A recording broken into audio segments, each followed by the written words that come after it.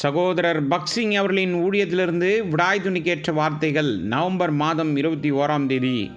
நீங்கள் உறுதிப்பட்டவர்களாயும் அசையாதவர்களாயும் கர்த்தருடைய கிரியையிலே எப்பொழுதும் பெருகிறவர்களாயும் இருப்பீர்களாக. 1 கொரிந்தியர் புஸ்தகம் 15வது அதிகாரம் 58வது வசனம். அவர் உயிர்த்தெழுந்து 8 நாளைக்கு பிறகு கர்த்தராகிய இயேசு கிறிஸ்து தோமாவுக்கு தரிசனமானார். கர்த்தர் முதலில் சீஷர்களுக்கு தரிசனமான போது தோமா அவர்களோடு கூட இல்லை. யோவான் சுவிசேஷம் 20வது அதிகாரம் 19வது வசனம். அவர்கள் அவனை கண்டவுடனே மற்ற சீஷர்கள் கர்த்தரை கண்டோம் என்று அவனுடனே சொன்னார்கள். அதற்கு அவன், அவருடைய கைகளில் ஆணிகள் உண்டான காயத்தை நான் கண்டு அந்த காயத்தில் என் விரலை இட்டு என் கையை அவருடைய விழாவிலே போட்டால் ஒழிய விசுவாசிக்க மாட்டேன் என்றான். மறுபடியும் 8 நாளைக்கு பின்பு அவருடைய சீஷர்கள் வீட்டுக்குள்ளே இருந்தார்கள். தோமாவும் அவர்களுடனே கூட இருந்தான். கதவுகள் பூட்டப்பட்டிருந்தது. அப்போது இயேசு வந்து நடுவே நின்று, உங்களுக்கு சமாதானம் என்றார். பின்பு அவர் தோமாவை நோக்கி, நீ உன் விரலை இங்கே நீட்டி என் கைகளை பார். உன் கையை நீட்டி என் விழாவிலே போடு. அவிசுவாசியாயிராமல் விசுவாசியாய் இரு என்றார். தோமா அவருக்கு பிரதியுத்தரமாக, என் ஆண்டவரே, என் தேவனே என்றான்.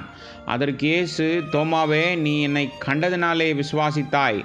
காணாதிருந்தும் விசுவாசிக்கிறவர்கள் பாக்கியவான்கள் என்றார்.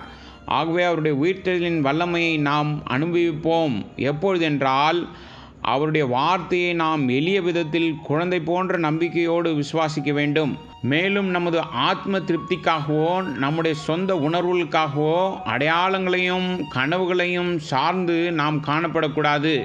இந்த நாளில் ஏராளமான விசுவாசிகள் தங்களுடைய ஆவிக்குரிய வளர்ச்சிக்கும் வல்லமையை பெறுவதற்கும் அற்புத அடையாளங்களை சார்ந்திருக்கிறார்கள். இதன் விளைவாக அவர்கள் ஆவிக்குரிய ரீதியில் மலடாக இருக்கிறார்கள்.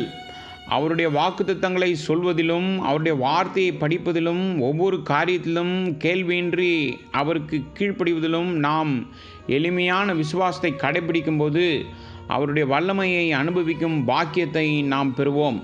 பிறகு நம்முடைய ஆண்டவர் பெத்தானியாவில் தம் சீஷர்களுக்கு தரிசனமானார். லூக்கா சுவிசேஷம் 24வது அதிகாரம் 50வது வசனம். உலகமெங்கும் சென்று நற்செய்தியை பிரசங்கிக்கும்படி அவர்களுக்கு கட்டளையிட்டார். அவர்களை ஆசீர்வதிக்கையில் அவர்களை விட்டு பிரிந்து பரலோகத்துக்கு எடுத்துக்கொள்ளப்பட்டார். கலிலேயராகிய மனுஷரே, நீங்கள் ஏன் வானத்தை அண்ணாந்து பார்த்து நிற்கிறீர்கள்? உங்களிடத்தில் நின்று வானத்துக்கு எடுத்துக்கொள்ளப்பட்ட இந்த இயேசுவானவர் எப்படி உங்கள் கண்களுக்கு முன்பாக வானத்துக்கு எழுந்தருளி போனாரோ அப்படியே மறுபடியும் வருவார் என்றார்கள். அப்போஸ்தலர் நடபடிகள் புஸ்தகம் 1வது அதிகாரம் 9லிருந்து 11வது வசனம் வரை.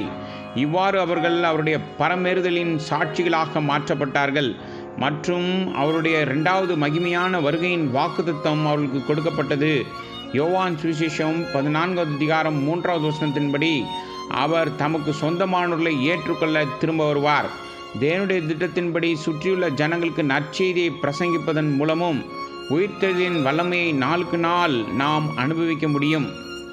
ஞாயிறு ஆராதனை கூட்டங்கள் மற்றும் கர்த்தருடைய மேஜை ஆகியவற்றில் தவறாமல் உண்மையாக பங்கேற்பதன் மூலம் மற்ற விசுவாசிகளும் அவருடைய 2வது வருகைக்கு ஆயத்தமாக இருக்க உதவுவதால் இந்த உயிர்த்தெழுந்த வல்லமை அதிகரிக்கும்.